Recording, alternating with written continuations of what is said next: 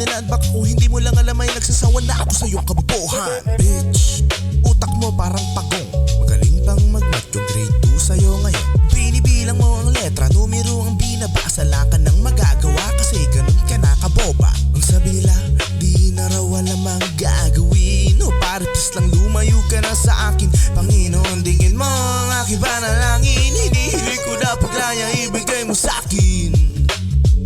Ibigay mo sa'kin. Ibigay mo sa'kin. Panginoon, tingin mo ang ibigay mo sa'kin. Hinihiling ko na paglaya, ibigay mo sa'kin.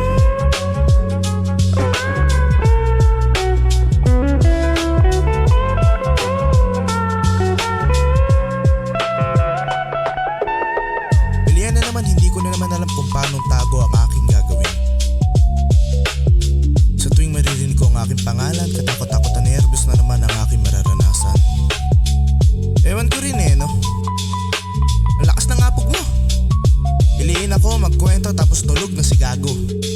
Isa lang masasabi ko sa'yo, putang ina mo! Kung mas pinili ang katangang hindi matutularan, mga mata mo'y imulat, di ko na makakayanan. Di ko alam masagot, di ko alam masagot, di ko alam masagot, di ko alam masagot. Mga katanungan na, alang katarungan na, talaring hatungan, makapagod isipin pa, wala na magagawa, kabubuhan bumabaha sa aking paligid, kababawan lang kawala.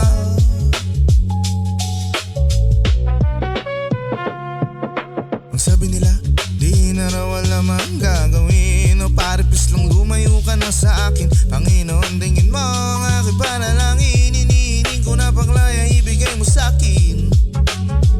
Ibigay mo sa'kin. Ibigay mo sa'kin. Ibigay mo sa'kin. O pare please, bakit di mo maintindihan ang mga salitang binibigkas nila? O bakit sis, bakit di magets lahat-lahat ng mga kaalamang binibigay nila? Sawang-sawa na at dumudugo na tenga ko, maririnig ko na naman ang mga reasons mo. Kausapin mo na lang ang sarili mo, sawa na ang kaibigan mo, pagod na si pilong sa'yo. O pare please, bakit di mo maintindihan ang mga salitang binibigkas nila? O bakit sis, bakit di magets lahat-lahat ng mga kaalamang binibigay nila? Sawang-sawa na at dumudugo na tenga ko, maririnig ko na naman ang mga reasons mo.